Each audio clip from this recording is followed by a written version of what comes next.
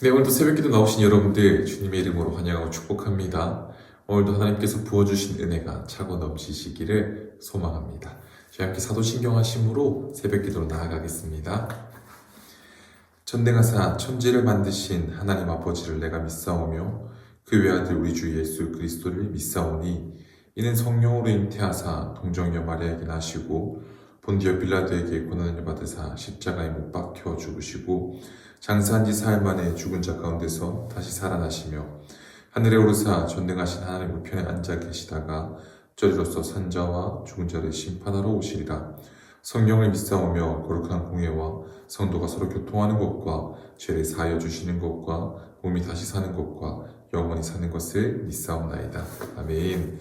저희가 오늘 아침 함께 나누기 원하는 말씀은 마태복음 16장 1절부터 20절까지 말씀입니다. 마태복음 16장 1절부터 20절까지 말씀 제가 봉독하도록 하겠습니다.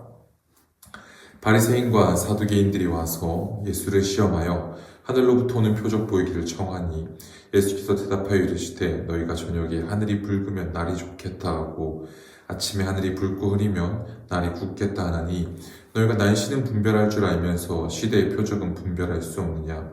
악하고 음란한 세대가 표적을 구하나 요나의 표적밖에는 보여줄 표적이 없느니라 하시고 그들을 떠나 가시니라. 제자들이 건너편으로 갈새 떡 가져가기를 잊었더니 예수께서 이르시되 삼가 바리새인과 사두개인들의 누룩을 주의하라 하시니 제자들이 서로 논의하여 이르되 우리가 떡을 가져오지 아니하였도다 하거늘 예수께서 아시고 이르시되 믿음이 작은 자들아 어찌 떡이 없으므로 서로 논의하느냐. 너희가 아직도 깨닫지 못하느냐. 떡 5개로 5,000명을 먹이고 주운 것이 몇 바구니며 떡 7개로 4,000명을 먹이고 주운 것이 몇 광주리였는지를 기억하지 못하느냐. 어찌 내 말한 것이 떡에 관함이 아닌 줄을 깨닫지 못하느냐. 오직 바리새인과 사두개인들의 누룩을 주의하라 하시니 그제서야 제자들이 떡의 누룩이 아니요 바리새인과 사두개인들의 교훈을 삼가라고 말씀하신 줄을 깨달으니라. 예수께서 빌립보 가이사랴 지방에 이르러 제자들에게 물어 이르시되 사람들이 인자를 누구라 하느냐 이르되 더러는 세례 요한 더러는 엘리야 어떤 이는 예레미야나 선지자 중에 하나라 하나이다. 이르시되 너희는 나를 누구라 하느냐. 시몬 베드로가 대답하여 이르되 주는 그리스도시요 살아계신 하나님의 아들이시니이다. 예수께서 대답하여 이르시되 바요나 시몬아 내가 복이 있도다. 이를 내게 알게 하니는 혈육이 아니요 하늘에 계신 내 아버지시니라. 또 내가 내게 이르노니 너는 베드로라. 내가 이 반석 위에 내 교회를 세우리니 음부의 권세가 이기지 못하리라.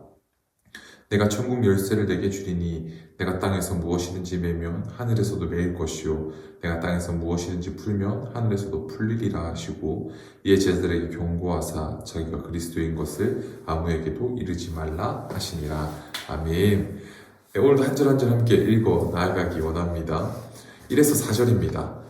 바리새인과 사두개인들이 와서 예수를 시험하여 하늘로부터 오는 표적 보이기를 청하니 예수께서 대답하여 이르시되 너희가 저녁에 하늘이 붉으면 날이 좋겠다 하고 아침에 하늘이 붉고 흐리면 오늘은 날이 굳겠다 하나니 너희가 날씨는 분별할 줄 알면서 시대의 표적은 분별할 수 없느냐. 악하고 음란한 세대가 표적을 구하나 요나의 표적밖에는 보여줄 표적이 없느니라 하시고 그들을 떠나 가시니라.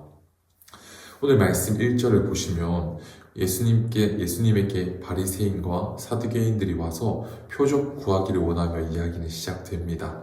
이 요청에 예수님께서는 이렇게 대답하십니다.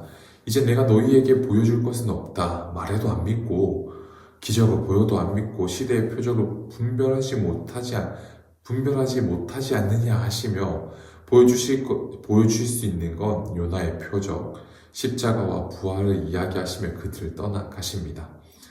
예수님께서 공생애를 시작하시고 당장 어제 함께 보았던 말씀에 나오던 이방 여인도 예수님을 다윗의 자손이라 부르며 이 땅 가운데 오신 진짜 이유가 무엇인지 알고 고백하는데 정작 하나님의 말씀을 믿는다라고 하고 가르친다라고 하는 자들은 예수님께 나와 여전히 표적을 구하는 모습을 볼 수 있습니다. 이들에게 필요한 건 기적도 이적도 아니라 예수님을 하나님의 아들로 믿는 믿음이었습니다. 우리에게도 이런 믿음이 있기를 원합니다. 기적과 이적을 구하는 믿음이 아니라 예수를 그리스도로 믿는 믿음이 있기를 소망합니다. 5에서 6절입니다. 제자들이 건너편으로 갈새 떡 가져가기를 줬더니 예수께서 이르시되 삼가 바리새인과 사두개인들의 누룩을 주의하라 하시니, 제자들이 이제 건너편으로 넘어왔는데 떡 가져오는 것을 그만 깜빡하고 말았습니다. 그런데 타이밍이 어찌 그렇게 딱 맞는지 그때 예수님께서 제자들에게 이렇게 말씀하시는 겁니다. 바리새인들과 사두개인들의 누룩을 주의하라 하시니, 예수님이 이렇게 말씀하시자 떡을 안 들고 온 제자들이 이게 무슨 말인가 하고 뜨끔하며 7절입니다. 제자들이 서로 논의하여 이르되 우리가 떡을 가져오지 아니하였도다 하거늘, 서로 이야기하다가 예수님께 떡을 가져오지 않았습니다 하고 이야기하는 것입니다. 이 말을 들으신 예수님이 말씀하십니다. 8에서 12절입니다. 예수께서 아시고 이르시되 믿음이 작은 자들아 어찌 떡이 없으므로 서로 논의하느냐, 너희가 아직도 깨닫지 못하느냐. 떡 5개로 5,000명을 먹이고 주운 것이 몇 바구니며 떡 7개로 4,000명을 먹이고 주운 것이 몇 광주렸는지를 기억하지 못하느냐. 어찌 내 말한 것이 떡에 관함이 아닌 줄을 깨닫지 못하느냐. 오직 바리새인과 사두개인들의 누룩을 주의하라 하시니, 그제서야 제자들이 떡의 누룩이 아니요 바리새인과 사두개인들의 교훈을 삼가라고 말씀하신 줄을 깨달으니라. 참 성경을 읽으면 읽을수록 재미있습니다. 먼저는 다시 6절입니다. 바리새인과 사두개인들의 누룩을 주의하라 말씀하셨습니다. 누룩이 이 밀가루 반죽에 들어가면 처음에는 티가 나지 않습니다. 하지만 시간이 지나면 온 반죽에 다 스며들어서 그 원래의 모습을 변화시켜 놓습니다.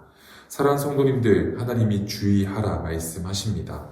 처음에 한 번은 그래 괜찮아 일 수도 있습니다. 그런데 그 한 번이 우리에게 스며들면 온 반죽에 다 스며들어서 그 원래의 모습을 바꾸듯이 우리를 변화시켜 놓을 수 있습니다. 사랑하는 성도님들, 하나님이 주의하라 말씀하십니다. 하나님의 말씀을 읽고 그 말씀 가운데 부어주시는 은혜를 바르게 알아 다른 악한 것들이 우리를 넘어뜨리지 못하게 조금의 누룩도 허용하지 않기를 주님의 이름으로 축복합니다. 오늘 이 제자들의 모습을 보면서 참 많이 위로가 됩니다.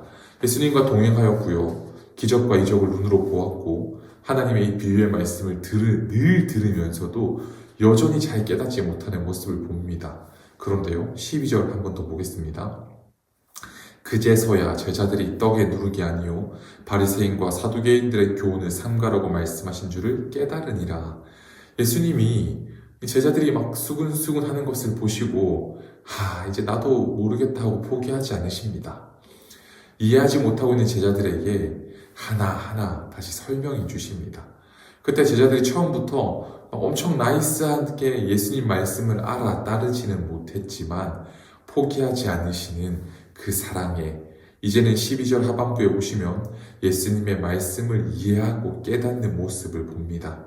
사랑하는 성도님들, 우리도 이런 모습이지 않습니까? 늘 하나님의 말씀대로 살지 못하고 말씀해 주시는 그 말씀을 듣고도 오히려 딴소리하는 모습을 보이지 않습니까?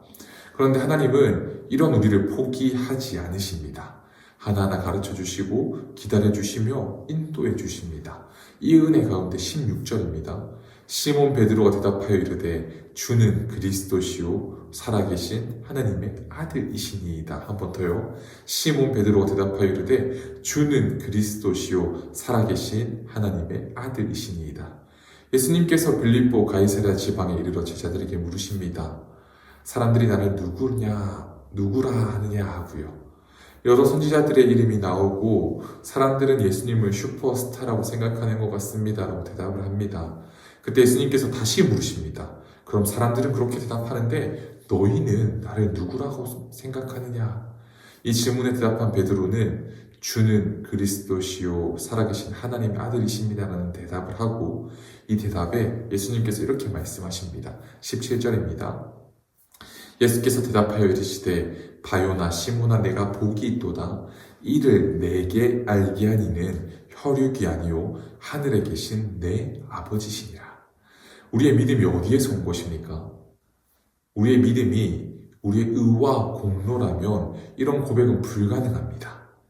우리가 한 것은 아무것도 없습니다. 영 죽을 수밖에 없던 우리를 불쌍히 여기셔서 아들을 보내주시고 그 아들 예수님이 우리의 모든 죄를 대신 지시고 십자가에서 우리 대신 모든 죄를 덮어 쓰신 것 아닙니까? 우리가 구원받는다 한 것이 무엇이 있습니까? 아무것도 없습니다. 우리가 할 수 있는 건, 그리고 우리가 해야 하는 건 딱 하나, 베드로에게 허락하신 저 믿음의 고백을 우리가 하는 것뿐입니다. 예수님이 진짜 내 죄를 대신 지시고 죽으시고 부활하셨음을 시인하는 것뿐입니다. 그때 18에서 19절입니다. 또 내가 네게 이르노니 너는 베드로라. 내가 이 반석 위에 내 교회를 세우리니 음부의 권세가 이기지 못하리라. 내 천국 열쇠를 네게 주리니 내가 땅에서 무엇이든지 매면 하늘에서도 매일 것이요 내가 땅에서 무엇이든지 풀면 하늘에서도 풀리리라 하시고, 저는 담임 목사님이 수요 예배 전하셨던 말씀이 그렇게 좋았습니다. 사실 겉으로 보면 예수님을 모른다고 부인하는 베드로나 예수님이 팔아넘긴 가룟 유다나 똑같습니다. 그런데 예수님은 그 상황이 아니라 베드로의 마음을 보시고 믿음을 보시고 다시 찾아와 물어보십니다. 너 왜 나 모른다 했느냐? 그렇게 물어보는 것이 아니라 너 나를 사랑하느냐? 라고 말씀하시고 물어보십니다. 그리고 그 베드로를 다시 한번 회복시켜 주십니다. 사랑하는 성도님들, 하나님을 향한 갈망이 있으십니까? 그럼에도 불구하고 여전히 하나님의 말씀을 떡으로 고민하실 때가 있으십니까?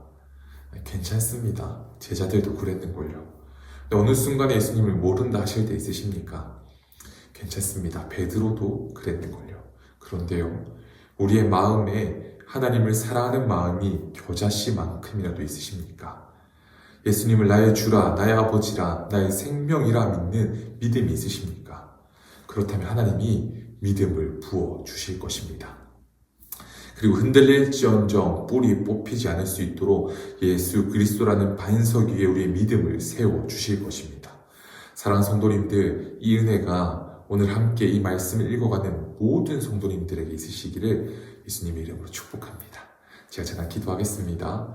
하나님, 오늘도 우리에게 생명 허락하시고 이 아침에 첫 시간을 하나님 앞에 말씀 본으로 기도함으로 나아갈 수 있게 은혜 베풀어 주셔서 감사합니다. 하나님, 우리 정말 기적과 이적을 구하는 아버지 그런 믿음이 아니라 아버지 우리의 갈망이, 아버지 우리의 구함이 오직 예수 그리스도가 될 수 있게 하나님 은혜 베풀어 주시옵소서. 그럴 때 하나님, 혹 흔들릴지언정 뿌리 뽑히지 않을 수 있음은 그 구원의 공로가 우리에게 있음이 아니라 예수 그리스도에게 있음을 인정하고 시인하며 하나님 앞에 믿음을 구할 수 있는 우리의 삶의 여정 되어질 수 있게 하나님 축복하여 주시옵소서. 오늘도 그렇게 인도하시고 우리와 함께 하실 줄 믿으며 놀라우신 이름 우리 주 예수 그리스도 이름으로 기도드렸습니다. 아멘.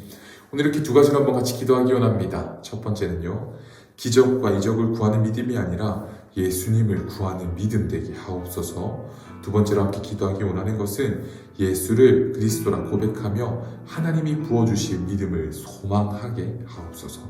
우리 두 가지 기도 제목 붙들고 함께 기도하며 나아가겠습니다. 함께 기도합니다.